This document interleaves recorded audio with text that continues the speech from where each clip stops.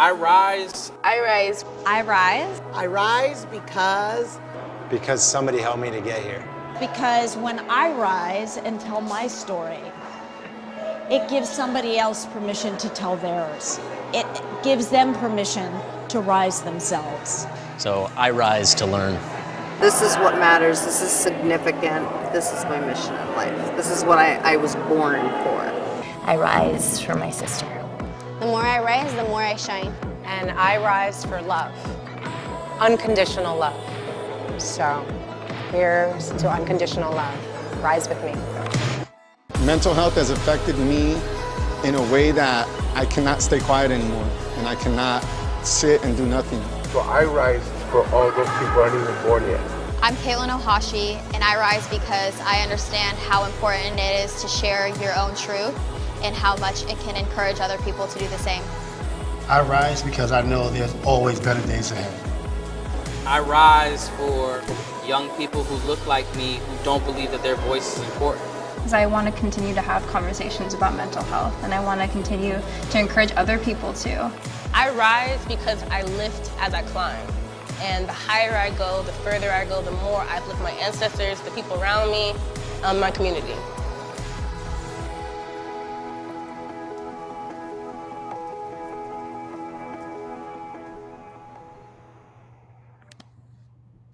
Hi, I'm Torri, Executive Director of Tangible Movement. We are a 501c3 nonprofit corporation for mental health and a passionate mental health advocate myself personally.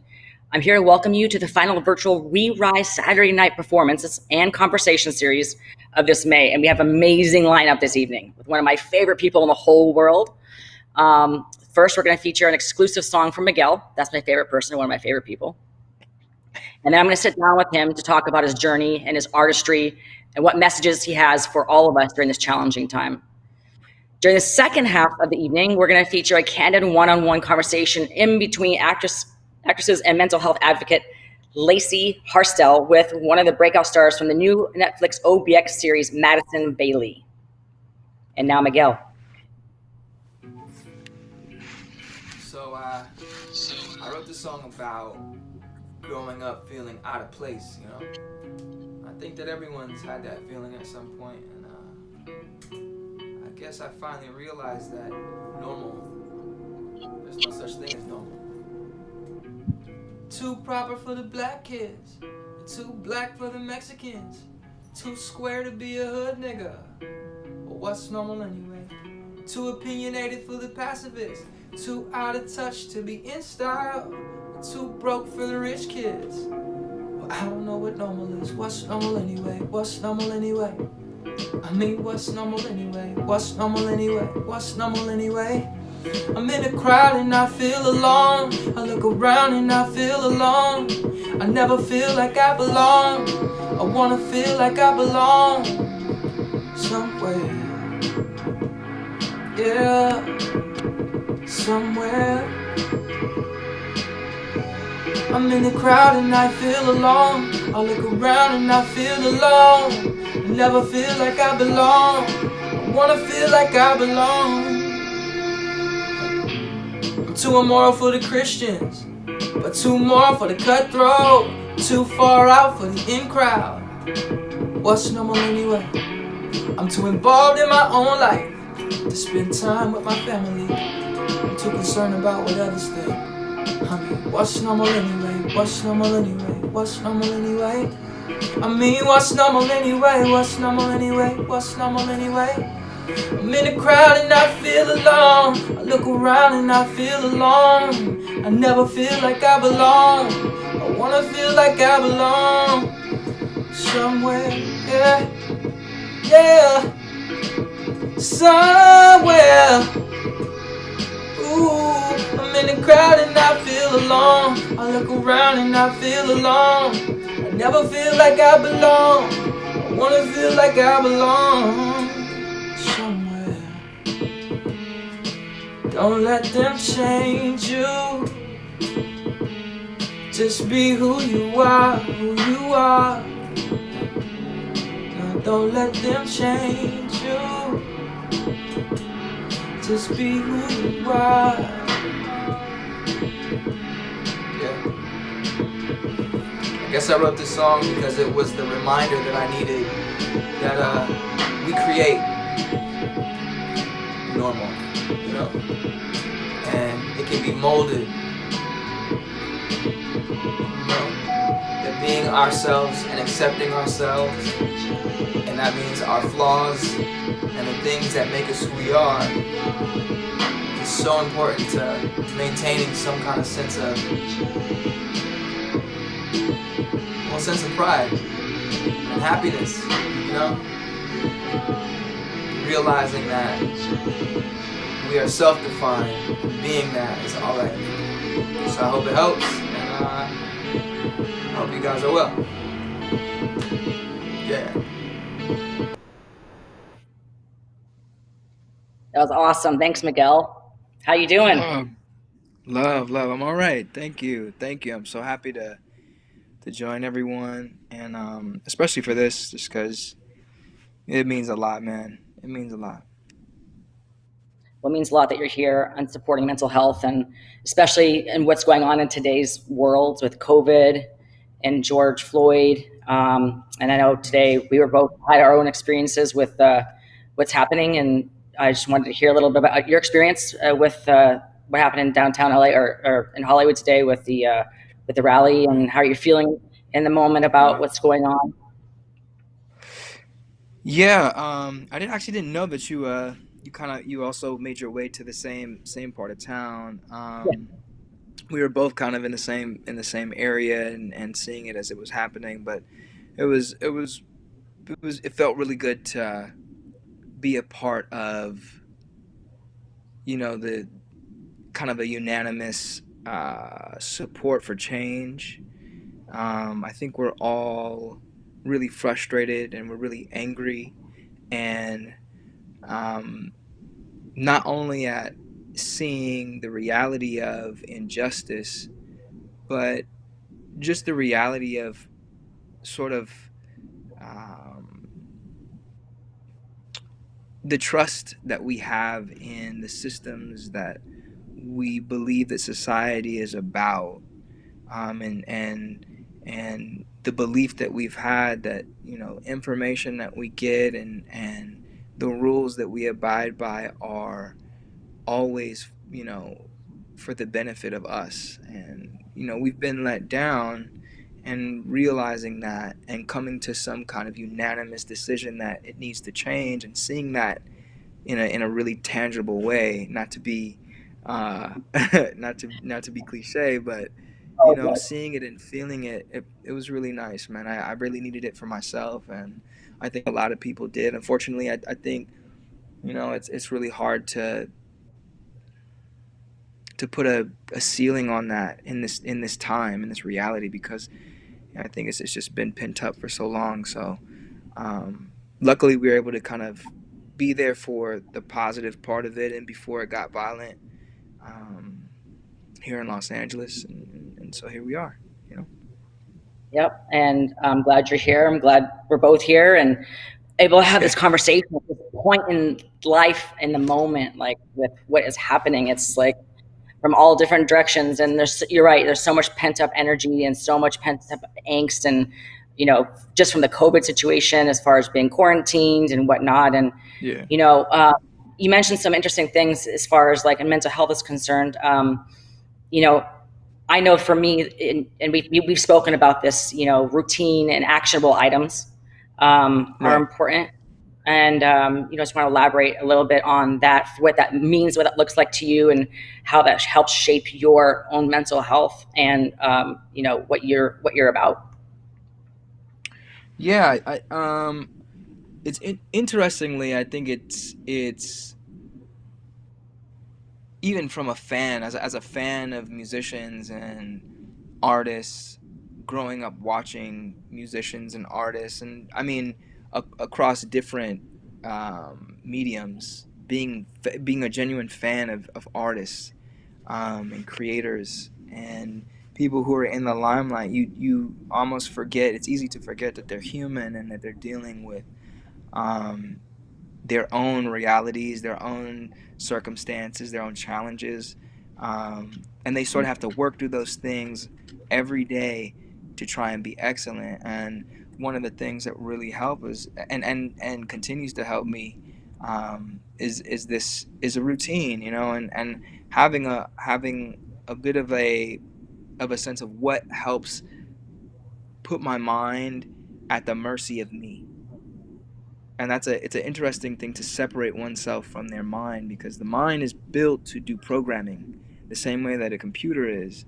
A computer is basically has limitations. You know, it's got, you know, as much RAM as you have, as much memory, the processing ability. Our brains are the same way, except we're sort of limitless in our ability to process things.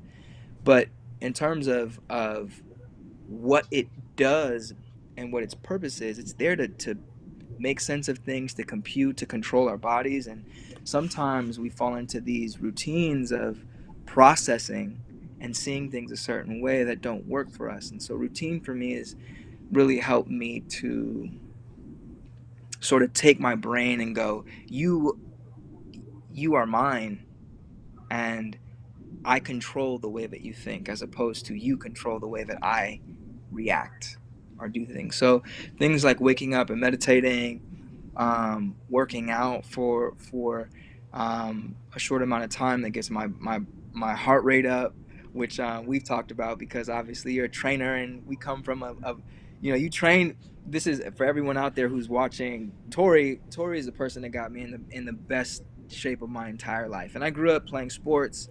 I'm a soccer player by heritage. My father played sports growing up, and he raised me to be competitive and to play sports.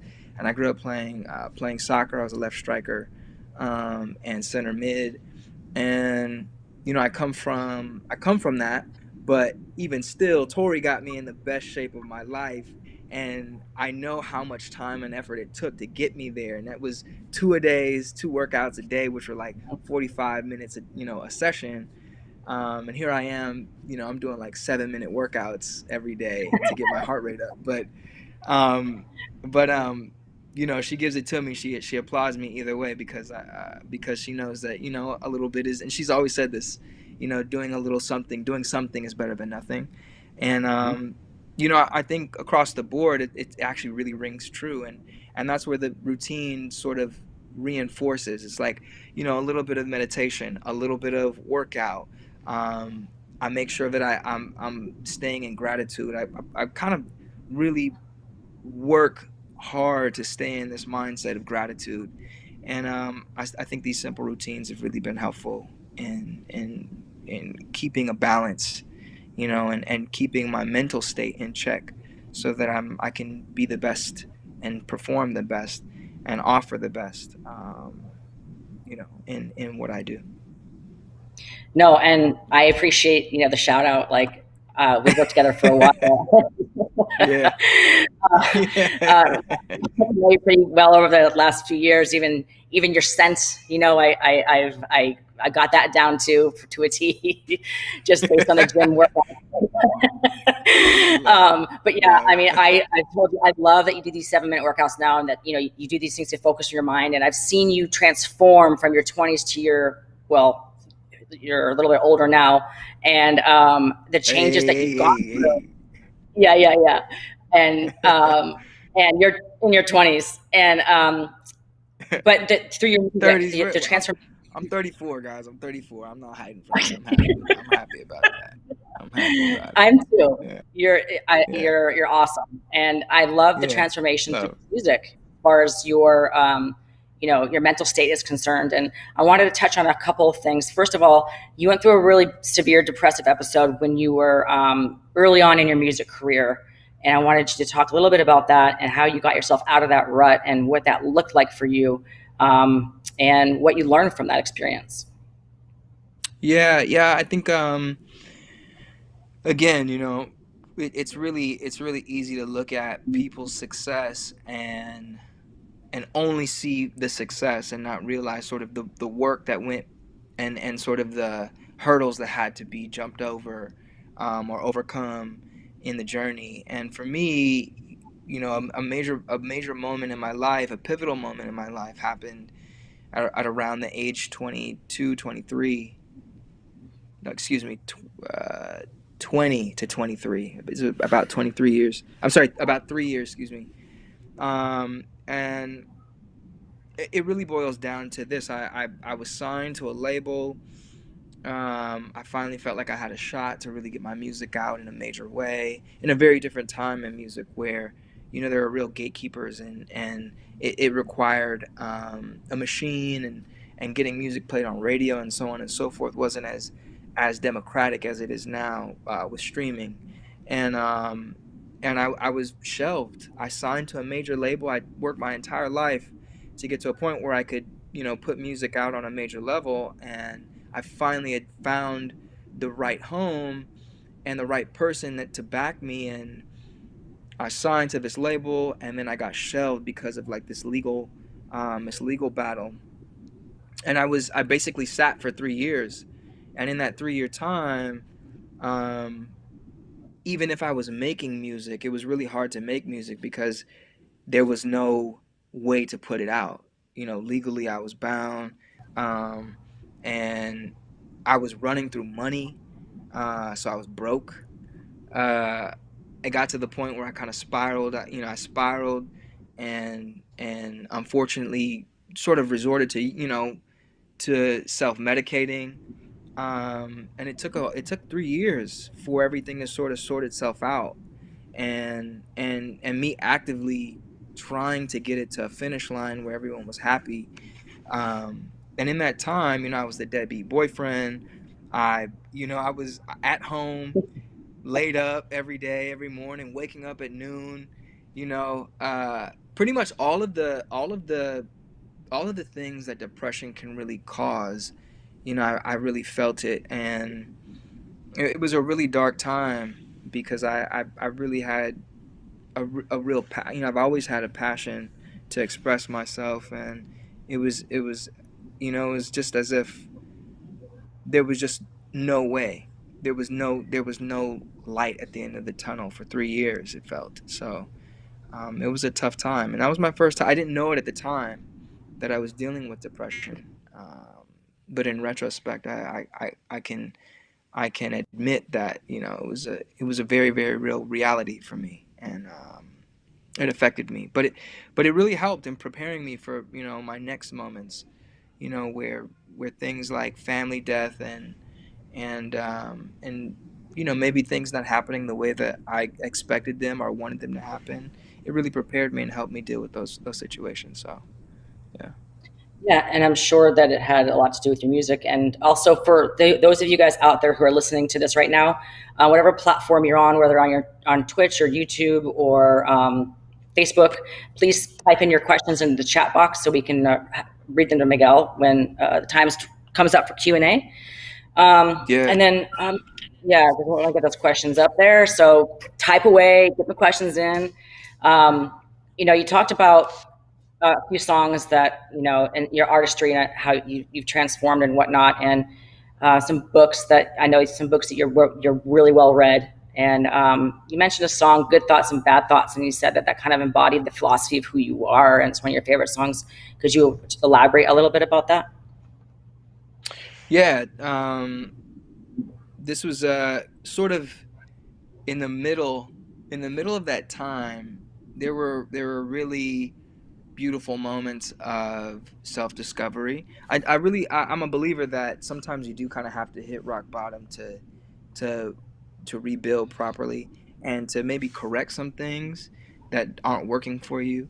And for anyone out there who's ever experienced this, or who might be in the midst of it, I think it's important to say that there's valuable lessons to be learned at our lowest. We really show ourselves as an opportunity for us to show ourselves who we truly are and what we really believe in. And this song, for me, was one of those shining. It was like a beacon. It was the lighthouse, in the distance, while I was sort of in this vast ocean of unknowing possibility, and possibly staying lost at sea.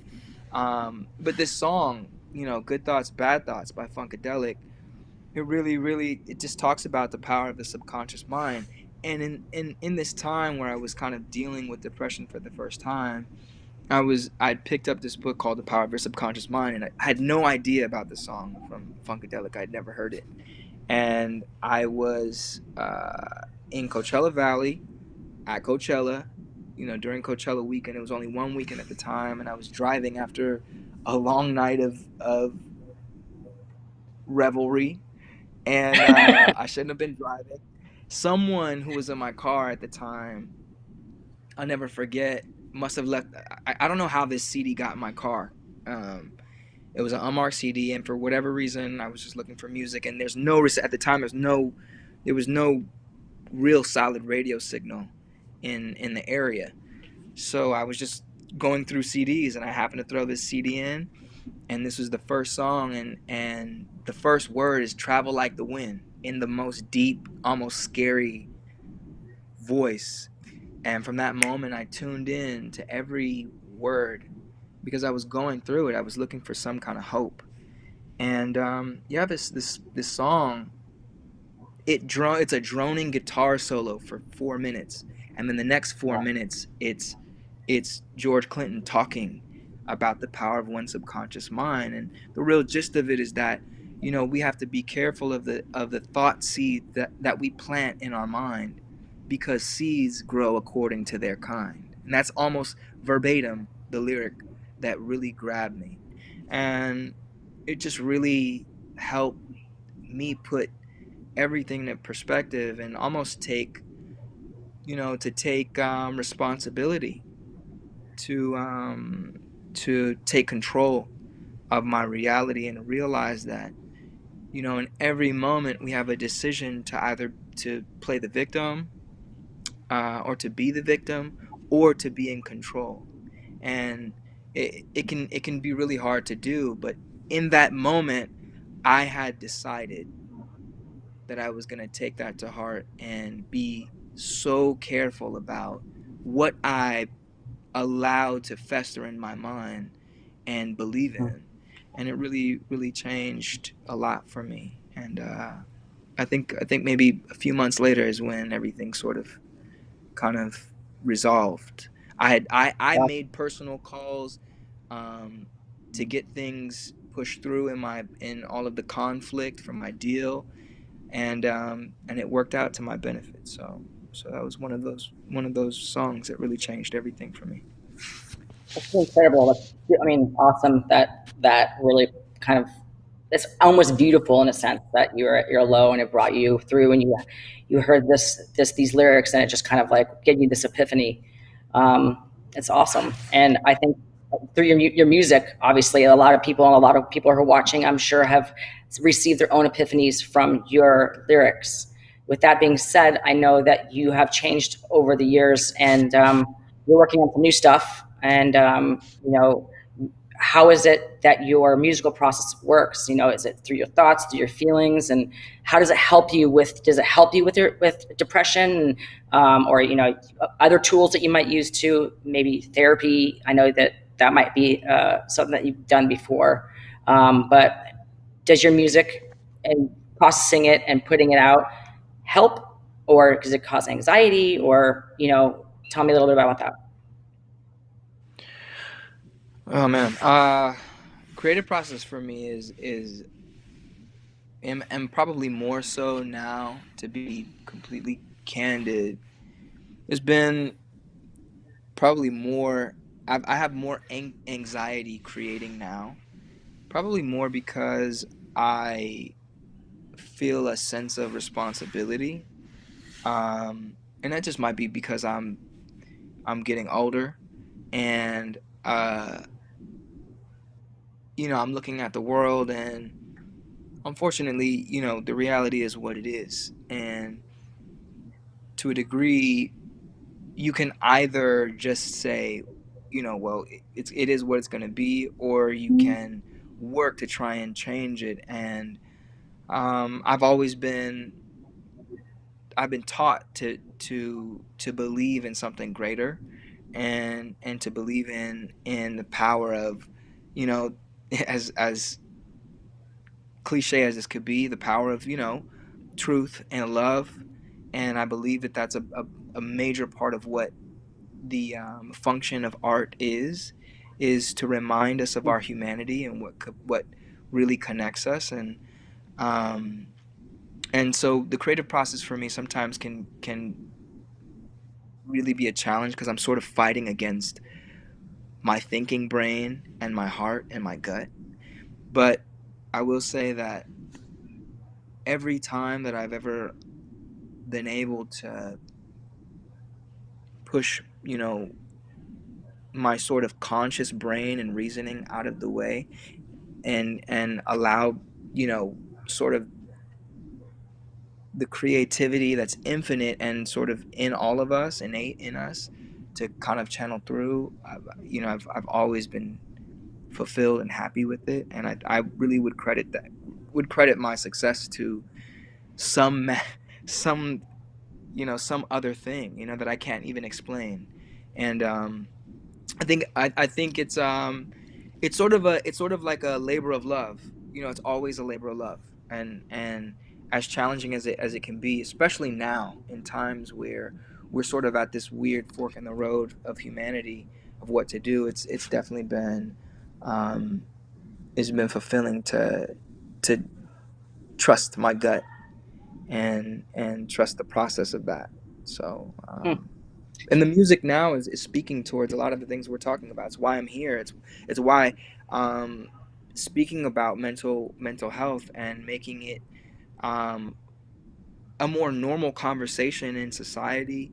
I just feel that this is a huge um, it's a huge step of humanity to really allow this portion to be at the forefront of what is what we're seeking, because the moment that we can find this we can find a way to let go of the programming that we sort of inherit from like our family and our circumstances and our communities and our heritage, um, and really identify what works for us and what doesn't, the more likely we are to find fulfillment, which means the more likely we're going to be happy, and the world needs happy people.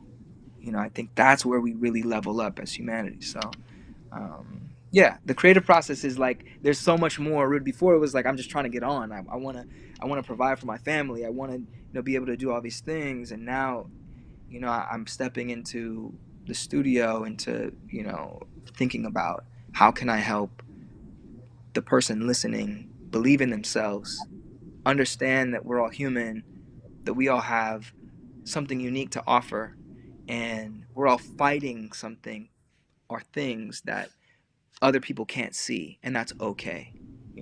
That's okay. No, I mean, I actually truly really do love your music, and I love the transformation that's come from the different albums that you put out. I guess, and with that being said, there's the audience is like biting it to ask you a couple questions. So let me take a couple questions from the audience, and we got our first one coming up. Whenever you guys are ready.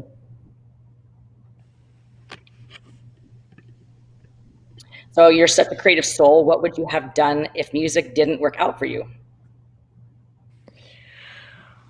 I would probably have focused on photography. Really? But I think that, yeah, I would have focused on photography, and then that would have led to design. For sure. Okay. And with designs being said, I mean, I know that your artistry is kind of like flowing out a little bit as far as this experience with you being more involved with mental health as well.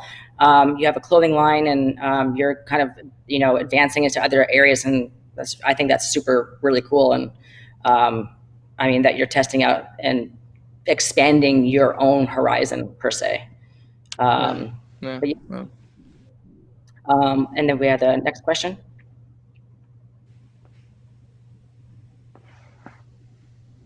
So what words of encouragement do you have for people who are struggling with depression currently right now, especially in this new normal that we're in?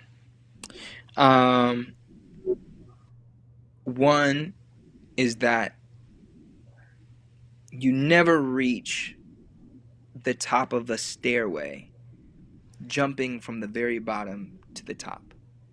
It's literally 1 foot in front of the next.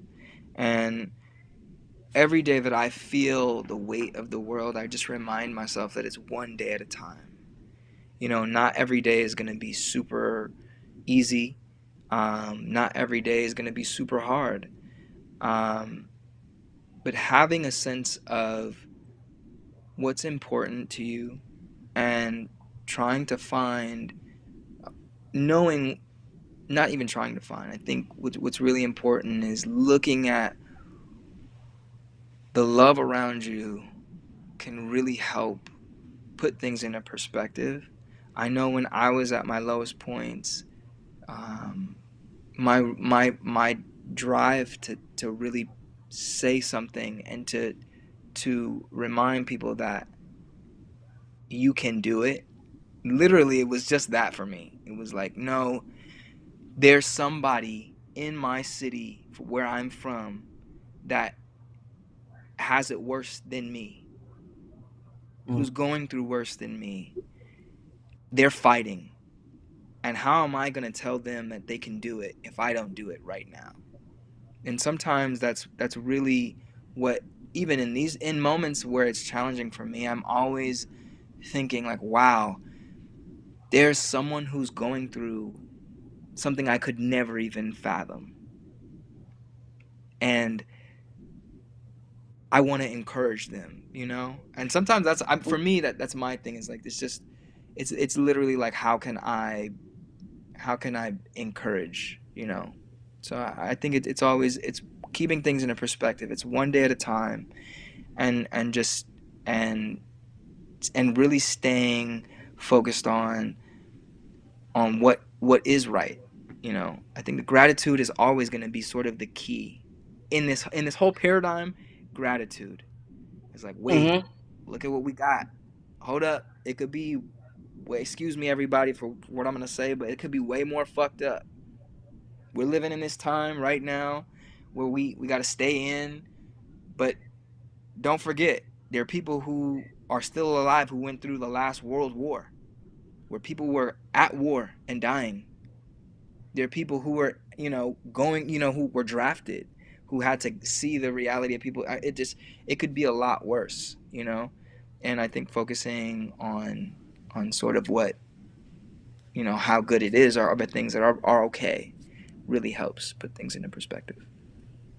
No, and I appreciate that. I mean, I told you before, and for those of you who are watching that don't know, Miguel is one of our lead ambassadors, is our lead ambassador for Tangible Movement, which is my mental health nonprofit.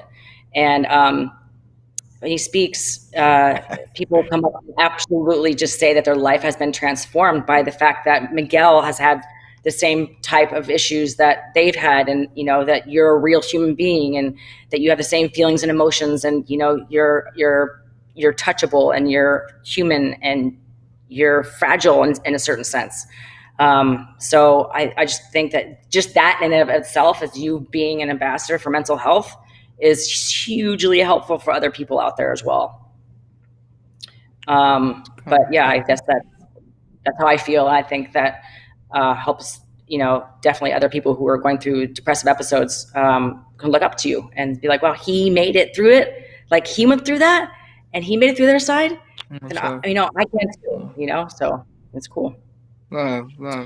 We're all here trying to figure this shit out, and it really is each one teach one, It's like we all have something to learn from each other, and I'm just really, I honestly don't take the opportunity lightly to have been able to find, people who can relate to my experience that I've put into music. And I think there's an opportunity for us to teach each other, and that's what you did. It's just meeting you taught me a new level for myself, and not only in your trade and what you do, but in who you are and your journey. A lot of people don't know that Torri is a survivor, a literal survivor. Someone who's been through the deepest and darkest moments and have really acted it out. And for those people who are out there who are watching, who have had these feelings and emotions, I think it's important to know that you're not alone. I think we often feel that we're alone But that's what this is about. This is about reminding each other that we're not alone, and that we're here to remind each other that, you know, you have a support system, and it's okay to reach out for that, and to need it, because I'm one of those people who need it just as much as anyone. So Yeah, no, and I appreciate the gratitude thought, thing. I think I've told you before, when I run in the morning, I stop by the ocean, and for me, the ocean is my higher power universe, and I say 10 things I'm grateful for. Yeah.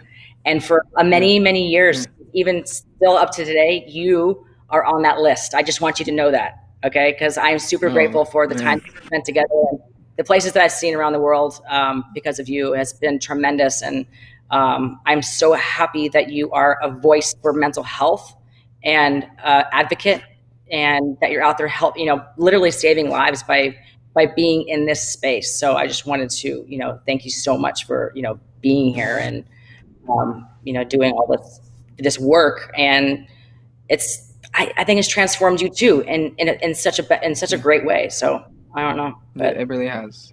Yeah. Yeah. Love, so much love. Can we do more questions? Are there any more questions? Do we have time?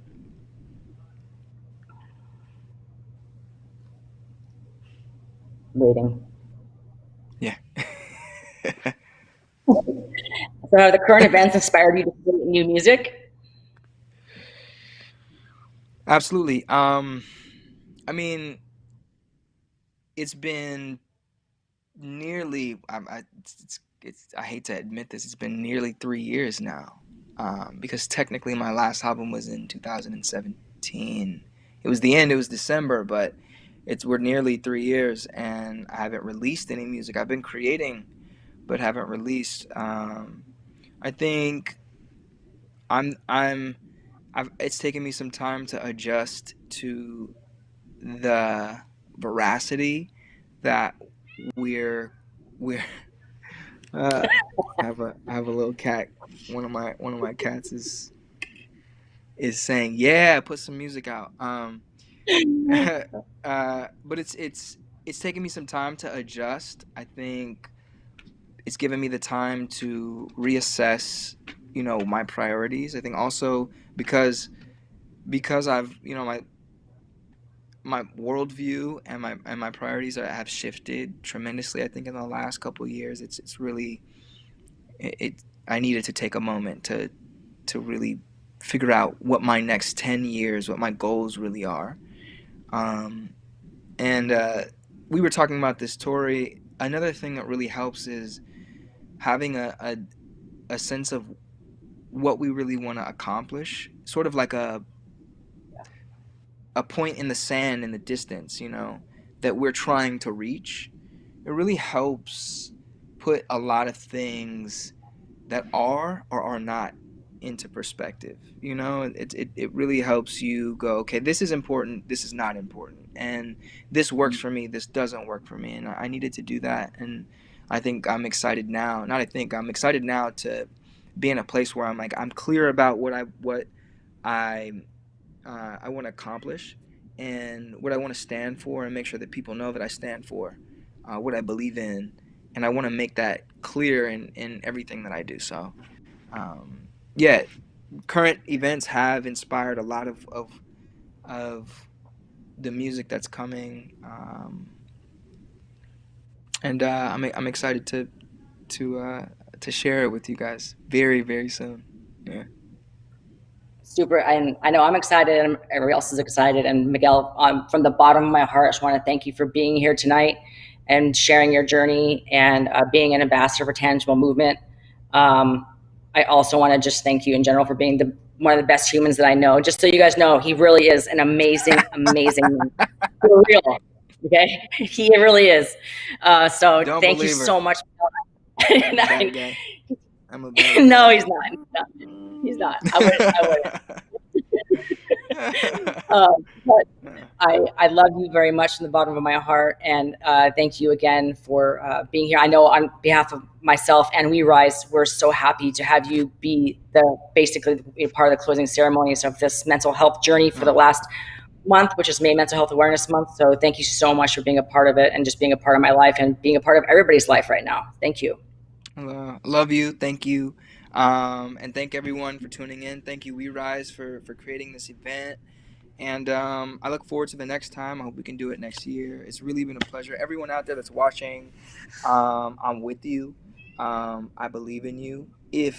I hope you're well, and you know, you have a support system. Please don't feel like you're alone. Tangible Movement is an incredible initiative that I'm so proud and honored to be a part of. Please, if you want to know more ways that you can find ways to sort of cope with what's going on, Tangible Movement is one of many ways and resources that you can help sort of maintain your own mental health, or find the ways to really get yourself in the best mental state as possible. But you're not alone, and I love you. I love y'all. Thank you guys so much, man. Thanks, Miguel. And now I'm absolutely thrilled to introduce the ladies that will be closing out this evening with a candid and intimate discussion of mental health during this crisis. Lacy Hartselle is an actress who has recently become very vocal about her journey being diagnosed as bipolar, which I'm also bipolar, which is great, and how she's coping during this added time of stress. She's going to be joined by Madison Bailey, who's one of the breakout stars of the hugely popular new Netflix series OBX. Madison has also been very vocal about her own mental health struggles. And, join us now for a candid and current examination of how we can all maintain our mental health and stay resilient during this time. Thank you. Hello. Hi. I'm Lacy. I'm Madison. Torri, I did not know that you were also bipolar, so I really want to connect with you after this. Yeah. So much love. Thank you.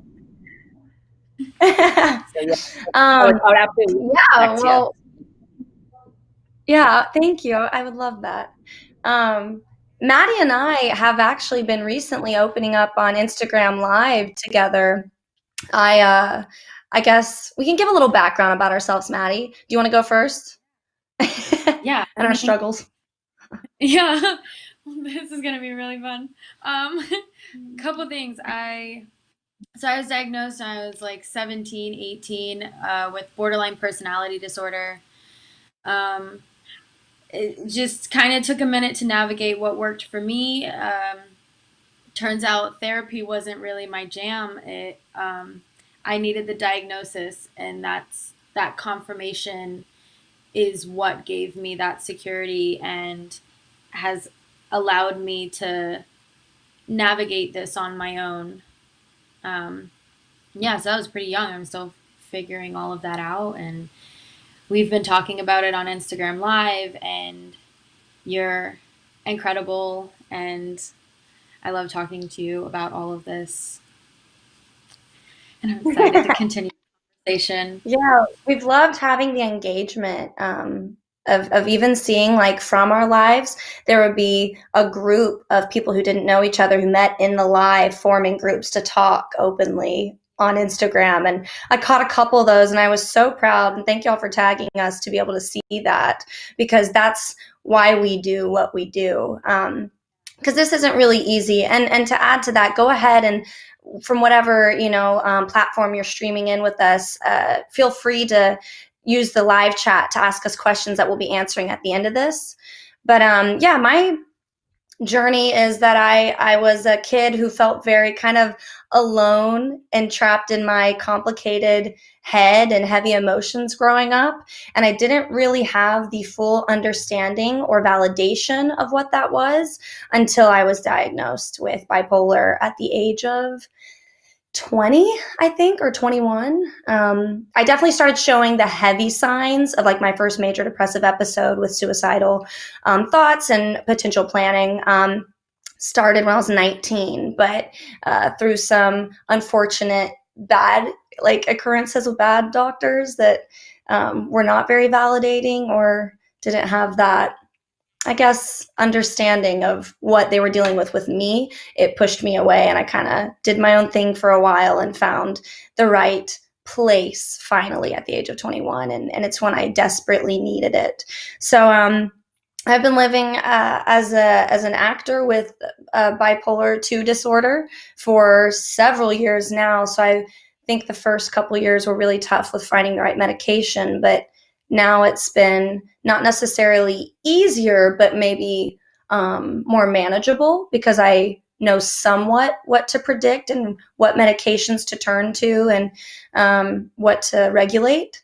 But I think what threw in the big wrench here, and why it's so important to talk about this now more than ever, and why Maddie and I came together, and we've been friends for about 1.5 years, and always we're soul sisters connecting on our mental health in private. And then quarantine and COVID and this whole pandemic hit, which people who weren't even feeling maybe didn't have predisposed conditions now are experiencing helplessness and isolation and all of these depressing feelings that are out of their control. So now we were like, okay, crap. Yeah, we talked about that a little, of like, it's hard to feel like you just found a secure place and then now your routine is gone. I mean, it could be the one thing that was holding you together, like maybe it was working out or something. Now the gyms are closed and you have to find all of these new ways to heal and maintain a healthy state. It's hard to, I think something that's really important to remember at this time when your security has been stripped from you is that it's okay. It really is okay to be sad about something that you thought that you had healed from, because you get that security of having your routine and then you feel really healthy and then all of a sudden you don't. And it's okay. You don't feel like you're taking steps backwards. You are moving forward because it's a new day and you're here. Yeah, definitely. I think that's Maddie and I talk a lot about wanting to give breath to our emotions and allowing yourself to sit in something. And I think that's very important for everyone's emotional health, not just people dealing with mental health matters, but especially with mental health and breaking the stigma. A huge part of the stigma is this, I think, I don't know, this weirdness around like people feel like they always need to appear okay. And it's like we always say, it's okay to not be okay, because it's true. You're a human, whether you're having a condition that's out of your control and not your fault or not, you're a human. You're gonna have tough times. And what we're really passionate about is finding that power and that vulnerability and comfort in being able to say, I'm not okay right now, and that's okay. And it's gonna be okay. But right now, it's not. I think we all need to learn how to meet people where they are, regardless of diagnoses. Absolutely. Like we were talking about the other day, if I look unstable today, it's because I am. And that's totally fine. Yeah, I've been having, I don't know about you, Maddie. I mean, it's a effing heavy time. I don't know if I'm allowed to say the F word on here, so. But it's a heavy time, and I've been incredibly anxious today. And in going into this talk, I think whenever you do have a platform to speak up, and thankfully this is one where Maddie and I have all the passion behind it. Our full hearts are very pure in this. Our intentions are to let you know we're in it with you. Like, we feel the bad feels. Maddie and I check in on each other every day and it's like, how you doing? And I've been mostly not okay. It's been off and on throughout this whole quarantine. I think I thought I had gotten to a point where I was able to manage my bipolar better. And so I got really frustrated with myself when quarantine hit. And it was about a week or two in that I was like, oh crap, I am really sinking. I'm really unstable. I'm not okay. And I was embarrassed, and I felt myself falling under the pressure of the stigma that I worked so hard to push back against and fight. But I isolated myself. It's what my depressive episodes or mixed episodes do to me. And it doesn't serve me. And I'm not saying, I'm not shaming myself for doing it. I did what I could. But I know for me that things started to get better for me when I started speaking out. And that was probably 2 months in. It was at the beginning of this month, Mental Health Awareness Month, where I was like, look, Lace, you're a mental health advocate, and you know that you need to speak up about this, but my mind was convincing me I was alone. It wasn't until I started talking to people that I realized I wasn't, and I posted something on Instagram, and I was like, this sucks, and I've been isolating, and I'm sorry I haven't used my voice, because I know some of y'all must be hurting too. And the outpour of responses was insane. People were saying, yes, do Instagram Live. Yes, talk more about this. We need this right now. I need this right now. And that's when Maddie texted me and was like, yo, let's go live together. So what encouraged you to do that? I was like, people are not okay right now. I just got this platform. My show came out August 15th.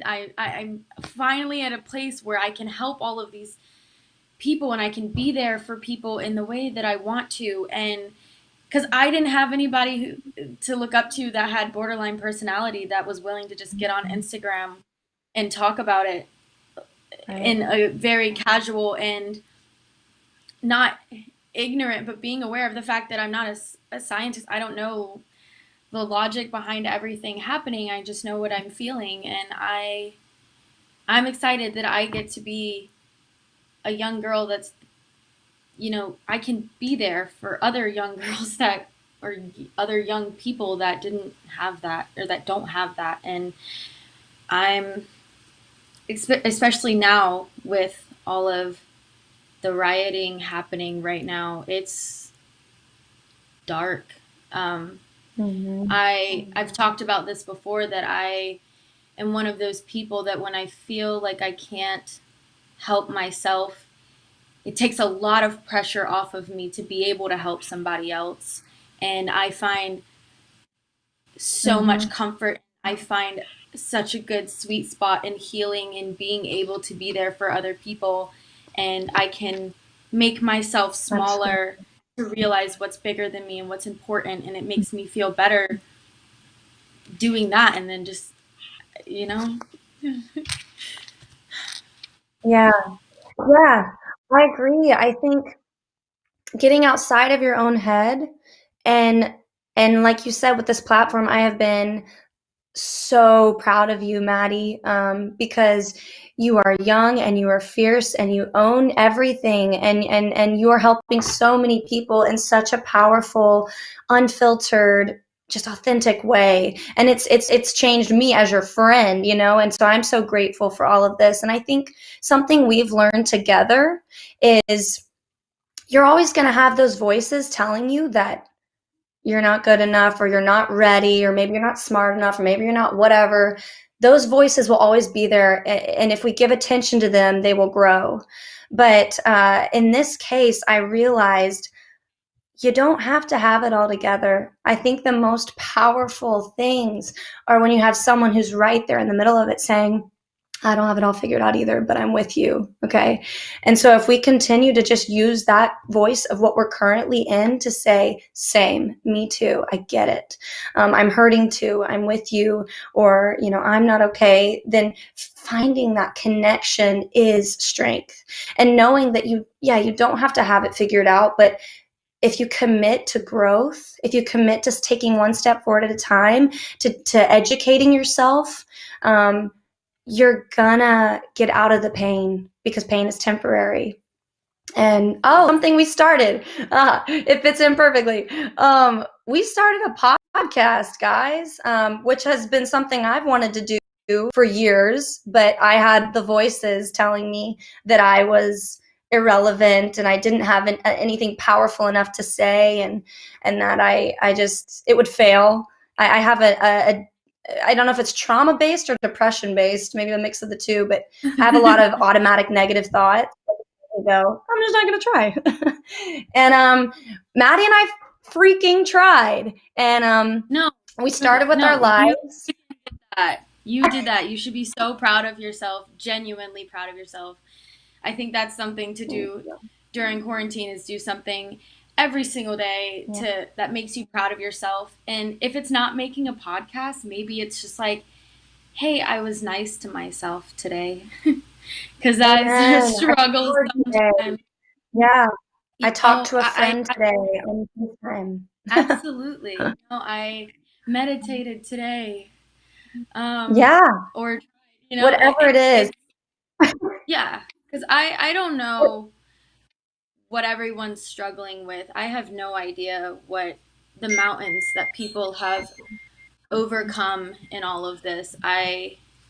But the point is that you did overcome it and you are here, and that is, you should celebrate yourself, because that is really something to be proud of. This is not an easy time right now. So love yourself. No. I'm proud of you. Oh. Yeah, something that actually I really liked a lot. I was taking notes when Torri and Miguel were talking, because I was like, same, yes, I love that. But he said something about valuable lessons can be learned at our lowest. And something that's huge for me is when I'm at a really low point, because with being bipolar, there's not a whole bunch of rationality towards my episodes. They're just largely overwhelming feelings based. So when I get really depressed and I do, lean towards suicidal ideation or something like that, and I'm thinking in my mind, like, well, it would just be easier if I could just end all this pain, if I could be done with it. I look back on those lowest points and I'm like, but you know what? You've come pretty freaking far since then, and you made it through that. It was temporary. You'll get through this. So I have to remind myself of that a lot. And don't discredit your growth, and don't discredit, like Maddie was saying, doing one good task for yourself a day. We make lists so that we have the satisfaction of checking it off to be like, I did that.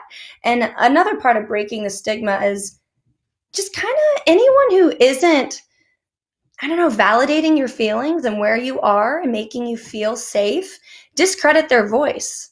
Don't let that voice affect you, because you've got to hone in on your self-love. Self-love has been a parallel journey with me and my mental health journey, because I've had to learn that not everyone or anyone sometimes is going to understand me. But if I can validate myself, tell myself, that I am enough, tell myself I am loved, tell myself it's okay and I'm proud of me. If I just showered, then instead of those outside voices of, oh, wow, you can only shower, that's not accomplishing anything. A normal adult would da-da-da. It's like, no, we're not doing the comparison game here. Comparison is the thief of joy. You're focused in on survival mode, because with a lot of these mental health diagnoses, when you're really struggling, especially right now during COVID and quarantine, there's survival mode and then there's thriving mode. And I hope, in life, I would love for us to all exist in thriving mode, where we're just like able to tackle the day and do so many things and feel great about it and be present. But in reality, sometimes you have to be in survival mode, which is, I took this day on and I did it. That's it. I ate. I got up and I went to bed, or I just stayed in bed, and that's what my body needed. And tomorrow I will start over and try again. Like, don't discredit those victories of making it through it when you're dealing with something that's not your fault, because there's no shame to be had over it. And I'm sorry for the pain that it is. We'll acknowledge it for what it is. It hurts, but it's temporary. All right. Yeah, what do you thinking, Mads? Oh yeah, are there any questions? I'm trying to think of other things. I guess I can say we did launch the podcast yesterday. I guess, okay, well, for my bipolar fam out there. Oh wait, here, go ahead, Maddie. Madison, what tips do you have for overcoming mental health issues? That's very broad. Just everybody's mental health looks very different, extremely different. I Yeah. think it's worth it to take the time to figure out what works for you. Start with what you're drawn to. Because for me, like I said, I started with therapy and I was like, this is the answer because this is the only answer I've ever been given is that, like, here's therapy or here's a hotline, A or B. And I was like, neither. I don't want any of those options. So it took going to therapy to realize therapy wasn't for me. It's trial and error. So I think what tips I would just, it's an internal battle, so maybe talk to yourself first and feel out maybe what you need. Because if what you need is a diagnosis, maybe if you don't know what's going on and you're just feeling really confused, then start there. If what you need is somebody to talk to, make a list of your friends and figure out which ones you feel most comfortable with. And if it's just an internal thing, light a candle and lay on the floor and think and sit with yourself. That's my advice. Yeah. I think that's why I love Maddie and I talking together on this topic, because she and I have so many similarities and at the same time so many differences in our mental health journeys.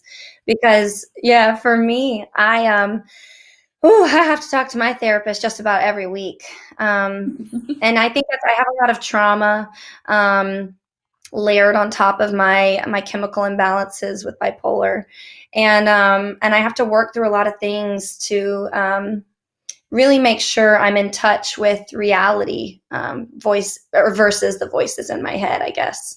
But yeah, I definitely needed a good medicinal routine. I take lithium, and I have rescue pills. I have things if I have an antipsychotic if I need it. I probably take it about 3 times a year. I had to take it once during COVID and quarantine. I've definitely put a hole in a wall. So I throw it all out there. I think something that I have found to be very healing for me is being vulnerable. And I'm not saying that's easy, but for me, because I am so often stuck in my head, when I put something outside of my head and I say it and I open up about it, it no longer has the same control over me that it did before when I was stuck inside my head, isolated with it. So I really started talking openly about things after my first major depressive episode at age 19. And it wasn't until, honestly, I watched Brene Brown's TED Talk about vulnerability being a strength that I started to realize in small conversations with people that the more I talked about things that I thought would make me really weird or seem crazy, feeding into that stigma word, I thought, everyone's scared, right? Of being rejected. I have a core fear of rejection. But when I started just opening up, I had so many people reaching out to me saying, same. And me too. And I understand that. And I never knew anyone struggle with that kind of thing either. I thought I was the only one who thought that way or felt that way. And once I caught on to this intoxicating healing of connection and vulnerability, and I guess that's when I started taking wind of sharing it on my social media platforms. And like I said, even still, it's cyclical because with COVID, I started getting really isolated again until I finally got to such a low place at the beginning of May. And I was really struggling again, that I was like, F this, I'm going to throw it out there again and do what I do when I get to that so overwhelmed point of just saying, I don't care if I'm embarrassed. I don't care if I look unstable. I am unstable. And I know that other people are feeling this way too. And then that's when I got the outpour of the connection that I crave. And I think we all need to know you're not alone. It helps so much just knowing other people understand what you're going through, and that if they can hang on, you can hang on. You can take it one day at a time too. So yeah, it's not easy though, guys. Maddie, what would you say helps with the first step of opening up? You said I've got what? another question. I was saying, what do you think helps with that first step of opening up? I think just knowing that it's worth it. I don't think there's anything. Amen. I love that. Just know that once you do, it's so worth it, but it is a really hard step. So I can't push that. I can't at your own pace. Right. You'll get there at some And make point. sure You're not people there. are safe to open up to. Yeah, don't rush yourself. You're in no offense, it sucks, but like we're in no hurry. It's there. Your mental health is there, and it'll always be there. So take care of it whenever you can and whenever you feel ready. Yeah. We've got Kat. Yeah, she said, how have you been spreading mental health awareness with all that is going on in social media negativity? Ooh, that's a good one. We've been fighting it hard. So, yeah, I think we've been spreading it through Instagram Live and now through your podcast. Anybody that follows me on Twitter knows that I have no filter in there at all. And social media negativity. Lacy. Social media is tough. Yeah, it's tough because I think it can be used for such good and it can also be used for such bad. And there are literally statistics behind why being on your phone too much can lead to depression. So, and Instagram is a huge tool for that little lie of comparison, and that person's life is better than mine. But in reality, it's just the way they portray it. So I think Maddie and I have, challenged ourselves to just keep it real, and that's hard because for a long time I felt like I sounded like, and I had no intention whatsoever of asking, or I wasn't a cry for help. I was truly trying to be like, hey, I'm struggling. Hey, I'm struggling. I get it. You too. Let's talk. I was trying to create that community I craved, and I knew help everyone. But I think Maddie and I were talking about sometimes it can create this weird misunderstanding of like, oh, poor thing, like this sympathy card. It's like, no, I don't need sympathy. I'm working on me. I've got my help, and I'm fortunate to have my help, my people in my corner, my therapist, my psychiatrist. But we are there, and we allow the reason we're speaking out to ride above whatever negativity, is there, because it's always going to be there, guys. That's life. But you've got to focus on how strong your voice is, and what feels good inside to you. Follow that voice. It leads you to good things. And sometimes I love the, I guess, contrast of how you have to have fear to have courage. I was talking to Maddie about this, but I felt weird, bad fear feelings that were kind of nerve-wracking before I even reached out and opened up to begin with. But that's the way, I think there's a difference between like different types of fear that maybe doesn't lead to something good versus something like, oh, I know I should do this, but but once I did, I stepped into courage, because you can't have courage without fear. And I think the same thing, there's a lot of what Paris says is duality of, the good and the bad. It's all going to be there, the evil, all of it, good.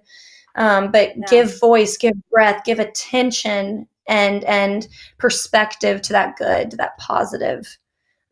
So the same way with Instagram, maybe limit your time on it. For one, I don't like really scrolling and looking at other people's lives, but I do like, well, Instagram lives are different if it's like an account that I love. But I like following mental health accounts, and I love what they post.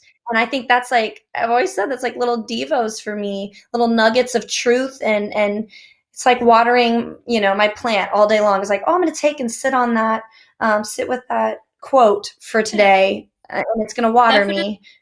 Good. Who you follow is a really important part of social media. Yeah. Yeah. I think right now it's tough because I think the same thing that's on my timeline is on everybody's timeline, and it can be triggering or hard. But I think the best part and the brightest part of everybody who struggles with mental illness is that we're sensitive. And now is a great time when, if you couldn't see the power and sensitivity before, you can see it now, because we have this ability, this very, very special ability to connect with other human beings. And we have this huge spot in our heart for empathy. And I think now is the time where we can really put a spotlight on how sensitivity can heal everyone, and how strong it really is. Oh yeah. And listen to each other, you know? I think we've talked a lot on what can you do for yourself, but if you're, you know, dealing with your own mental health problems, or dealing with family members or friends who struggle with their imbalances, I think definitely listening, sitting with them in it. Don't try to fix anyone, because the reality is so much of life is so freaking beyond us. I was telling Maddie, I was listening to Let It Be today, and it brought me some sort of comfort, because there's always going to be uncertainties. There's always going to be pain. But if you're willing to sit with people in it and say, hey, I'm a mess too. Like, I don't have this all figured out. I don't know what to say. That's okay. Just say, I'm with you. I'm here for you. I love you.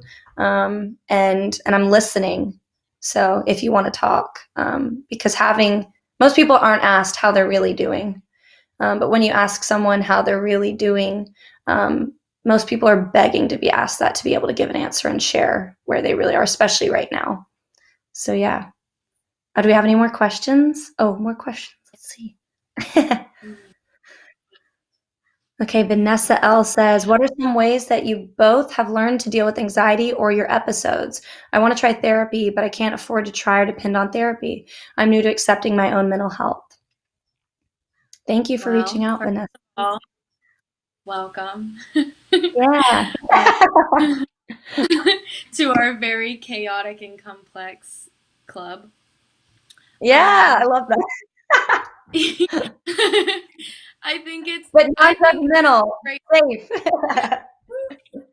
I think that this is a great question for us, because we've talked about this. We do deal with things very, very differently.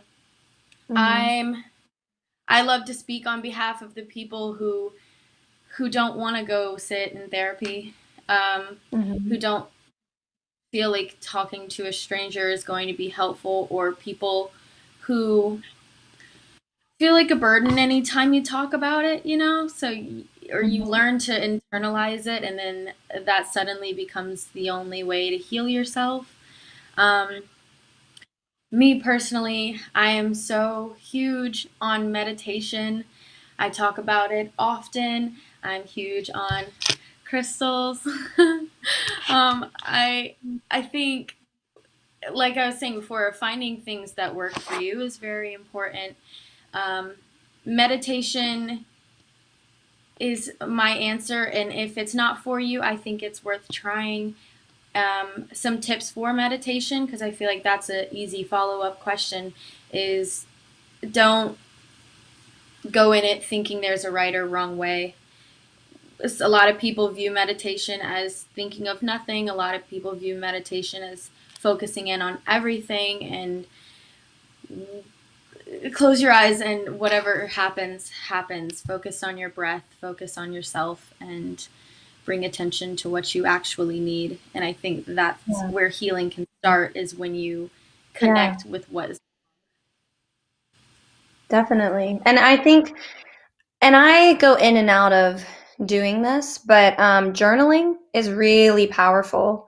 And I think a huge part of that is not only because it gives you an outlet to express yourself while you're sitting there in the moment, but it's very powerful to look back on your previous entries of like, hey, this day was like game over. And then 3 days later, I was great. So if I made it that quickly to that, maybe this time I'll that quickly get to an okay place again. Yeah. And I wish that our nation had more funding under mental health and took it more seriously, because we're being bombarded with COVID and statistics on this pandemic, whereas not as many people are giving breath to mental health statistics and how it's affecting people with substance abuse and PTSD, anxiety, depression, not to mention predisposed, conditions like ours. So I hate that there isn't everything accessible to everyone. And I am fortunate that I have access to therapy now on the phone with my therapist. But there's another thing. I mean, there are some tools, journaling, like I said, finding safe people in your life who care about you and are willing to listen and validate you. Tell them, I don't need you to fix me. I need you to sit and listen and validate me and be like, with however you're feeling. If you feel safe with them, express it, because that is powerful, and having someone there with you in it rather than being stuck in your head. Like I said, that's very damaging for me to be stuck in my head. Because most of the time, Maddie and I say this, most of the time, if you have a friend, if Maddie, one of my dearest friends, is struggling, I'm not going to throw negativity and like, yeah, you're right, you should be struggling, it sucks. Like, well, I would never say that to her, but I say it to myself when I'm struggling. So we always say, treat yourself the way you would your best friend if they were in your shoes. And when I do that, it changes the whole narrative. It changes the whole perspective. I start saying, you know what? I can acknowledge that you're trying your best right now, Lace, and that's enough for right now, because your best is enough. And you have to give yourself that victory and credit for that each day, because it's going to look different every day. And even in our journey so far with, Maddie, you having this awesome show release during a pandemic, which is so weird, but this rise to a very, seen platform, it still hasn't been easy, Like, same for me. Because of this pandemic and because of our struggles with mental health, nothing is easy in life, really. I mean, I guess you have your moments, but you can't have the mountaintops without the valleys. Like, Absolutely. they're teaching us. Teaching us that we're stronger than we think. I like journaling as well. That tangible timeline, really special sometimes. Yeah. Seeing progress. Do we have any other questions? Yeah, questions?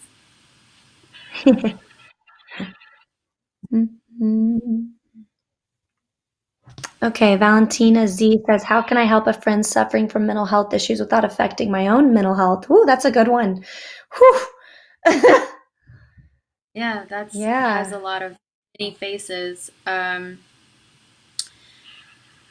mean, me and Lacy talk often. I think it's just being in communication, because if there was ever a point, I don't really know if I've hit that point with you where we've been talking and it started to affect me, but I do feel comfortable if you were talking to me about things and it started triggering me or started making me feel some type of way. I'm comfortable enough with you to be like, Lacy, you're making me anxious. I need to talk to you several hours from now. Like, I think it's important to, if you feel like that's a worry, because I know for me it helps my mental health often to get out of my own head and kind of feel like okay, the pressure's on somebody else, not on somebody else, but I can be there for somebody else instead of being so stuck in my head and feeling like I'm like the center of the world and feeling like my world is crumbling down. And it's nice to talk to somebody else who's like, my world sucks too. And I'm like, can we talk about yours instead? Yeah. And for me, I guess giving a different perspective, I struggle with codependency. I come from a background of family trauma and issues, which we're all working on. But I always want to help other people, and I wrongfully, with a good intention, but I take on other people's emotions as if they're my responsibility. And being an empath, I also absorb other people's emotions and I wear them. So that's a good question for it's just relevant for me because I do allow other things all the time to affect my mental health, and I overfunction, as my therapist tells me, where I'm trying to do so much for other people that's not even in my control, that I burn myself out and don't give myself the care that I need. And I find that I'm compromised and I'm struggling and I'm all of a sudden in a depression that I feel like I can't get out of. So another thing Maddie and I talk about is you have to acknowledge what's in your control and what isn't daily, because there are going to be all things you, especially right now, guys. I mean, there's a long list of heavy things that I'm sure are causing grief on so many levels for all of us. But so much of that is out of our control. What is in your control is your beliefs, what you stand for, what you use your voice for, and your behavior in action after that. And Maddie and I, we have to remind ourselves of that, because we are both empaths and we do feel the heaviness of if a friend is hurting, if the world is hurting, we feel it, and we'll sit at home like for a whole depressed day. And sometimes that's okay. But the point is, you can't let yourself stay there. You have to remind yourself of what's in your control. And if you can be the person that says, well, today I'm going to take the reins on what's in my control and I'm going to do something really good with it. I'm going to love that person the best I can today. I'm going to help that person, or I'm going to speak up for that person whose voice isn't heard. Whatever it is, just remind yourself of what's in your control and what isn't, and then own what is in your control, because trust me, your voice is way more powerful than you think. Way more powerful. Yeah, any other questions? Madison M. I've seen a couple Madisons. I love this. She says, when a family member doesn't understand your mental health, how do you approach them and explain to them what you're going through? Whew. What do you think, Maddie? Yeah. We've talked about this one because I talked about how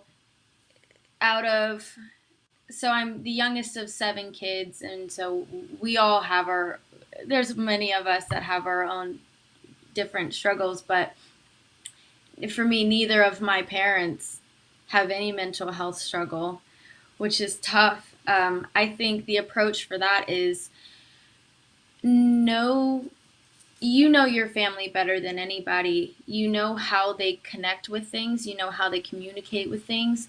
For me, I connected with my dad, which I thought was going to be the hardest thing to do, to connect with somebody who's not the gushiest person. My dad is not a very emotionally vulnerable man, but he's a brains guy, and he reads a lot. And so I knew that if it was written down and it was in a more concise format, then he could read that and connect it to however he's going to connect it. So for me, I like articles of things, and like, because me sitting there crying in front of him and being like, here's what I'm feeling, he's like, I don't know what you're saying. He's like, I really, really want to, but I don't. And so it's figuring out, how does that person learn things? Are they a visual person, or do they need to sit and talk about it for hours? Do they need to read something? So it's different per family member for sure. Yeah. And I think too, this is really hard, but sometimes people don't get it and they're not ready to get it. And that should not take away from you experiencing the validation that you deserve in your experience of mental health, whether you're diagnosed or not. If you're suffering, I'm sorry, and it doesn't need to be in silence. But if you have family members that maybe aren't the most open-minded or the safest people to talk to, listen to things like this.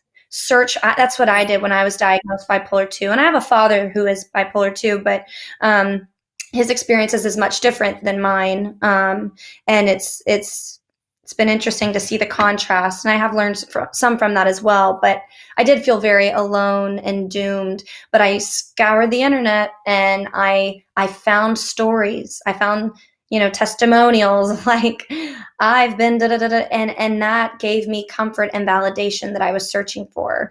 And I realized I have to be my number one person every day. And that's really hard when you're growing up to think that, your family thinks one thing and you think a different, or, and even if they are really supportive, they might not understand still, So, I would say seek out community that understands you, whether that's, online like this, or, I know definitely there are bipolar support groups, which I love, but just to hear other people who are able, who you don't have to explain it to, I guess is what I'm saying. Yeah. Yeah, we talked about that, of how like it's such a natural instinct to crave that understanding from your own family members, but the fact of the matter is that sometimes you don't always get that, and it's going to hurt more to try to force that than it would be to find people outside of your family that do get it. That's a hard thing to let go of, to just be like, my family is not going to understand this side of me, a very important side of me. And that sucks, but sometimes you do need to let go of that a little and know that that's okay, know that it's okay to find people that are healthier for you, or finding videos on the internet, or finding poetry. I love poetry. I really connect with mental health through poetry, or through quotes, or through spoken word. Art is so healing on all levels. It's so expressive. Miguel was even saying that the function of art was to remind us of our humanity and our connectivity. And I was like, that's why I'm so grateful that we're actors and we have that as an outlet to use how deeply we can feel, to tap into something bigger than us, to tell a story that's meaningful. I say get creative too, whether that's in journaling or writing or painting, or even listening to music for me is so healing. And I'm not a musician or any of that, but just listening to it, I'm like, I connect, because so many musicians write from, like Miguel was saying, from such a deep, dark place that brought about something that just resonates with so many people.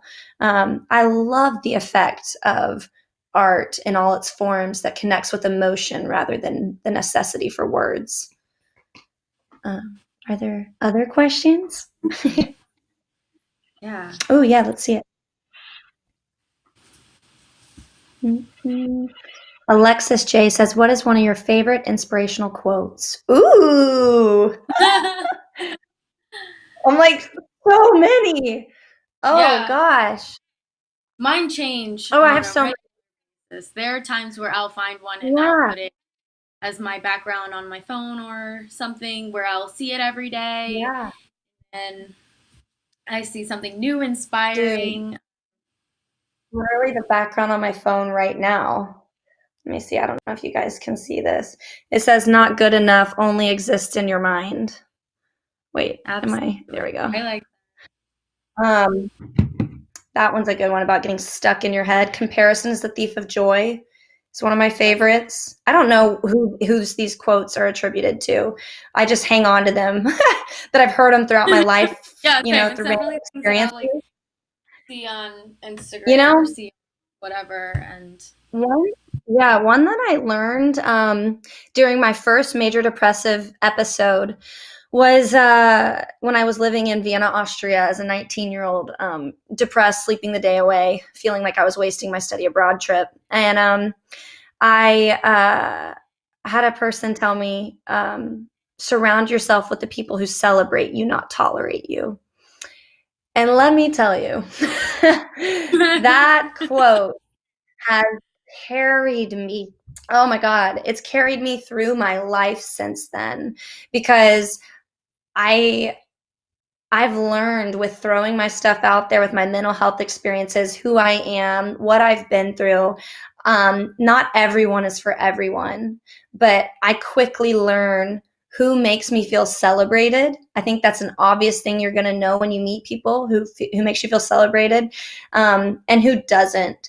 And it's okay for the people who don't sweat it. It doesn't have to be some weird negative charade. Just let it go and go, that's cool. That's how life works. But this person celebrates, I celebrate them, and I'm going to stick with them, because then you can find something like what Maddie and I have, which is really, really powerful. I don't know what I'd do without you, girl. Stop. I love you so much. I love you so much. If I had $1 for every time I called you, like, double chin, under the face, crying. I love that. But same. It just helps, you know? And hey, let me add to that. My list isn't huge. Like, I don't have a long list of people. I've lost a lot of people along the way, from owning my truth, standing for things, going through things that other people didn't agree with. I have lost so many people, and I still struggle with grieving that, because I hang on to people. I'm like, I just wanted that to work. And I love people, and I can, you know, but again, that's not my control. But I can look and give attention to the positive of, like, the people who are in my life, and that quality over quantity of the people I can have low boundary, safe relationships with and open up to genuinely. That's all you need, guys. Yeah, just a couple of them, you know? Be a long list. Doesn't need to be a long list at all. I think a mental switch, it's so simple and it helps so much, is just to know that not everybody is for you. I mean, I say this all the time. Everybody that does like me are the people that I want to like me, and anybody who doesn't are people that I'm not supposed to connect with anyway. Like, all the people that I want to like me do. Everybody else. You're right. And that's why else. I'm so proud of you, you know, standing for what you stand for, and you inspire me to do the same, and to not sweat anyone who doesn't want to stand by me in that, because we work on ourselves. We know our personal integrity to be able to say, oh, it's okay. If you don't want to stand with me in this, I don't want you anyway, you know, and that's cool. It's chill. Yeah. Your opinion to me is none of my business. Yeah, you're right. Got to work on that internal perspective, not external. Definitely. So, this has been great, guys. Thank you so much. We are honored to be here, and, like, we don't have it all figured out. So I hope that you can feel that we're with you in this, and that you're not alone, and that you're resilient too. You know, each time you make it through another day, you're building your strength, and we're proud of you for that. And same to us. Should be so extremely proud of yourself, because we are over 2 months into all of this, and it is not easy, but you're here right now, and you're watching this right now, and you know you need, and I'm very excited that you're here, and that's enough. You know, just being here is seriously enough. If we were talking about, being nice to yourself is great, and, like, showering is great, even if those still seem like a journey right now, bare minimum, you're here, and that's sick. Mm-hmm. And we've been there. Like, we feel you. We've been there like 20 minutes ago. So yeah, I was about to say, like, every other day. See you soon. Yeah, it's cyclical. You know, just know it's temporary. Oh yeah, back to our podcast. Go check it out. It's called "This Is Temporary." Just released on Spotify. Mine and Maddie's episodes are out. More to come. Thank you, We Rise, for including us and for doing this. This is amazing and gives us a lot of hope in a dark time. So thank you. Thank you.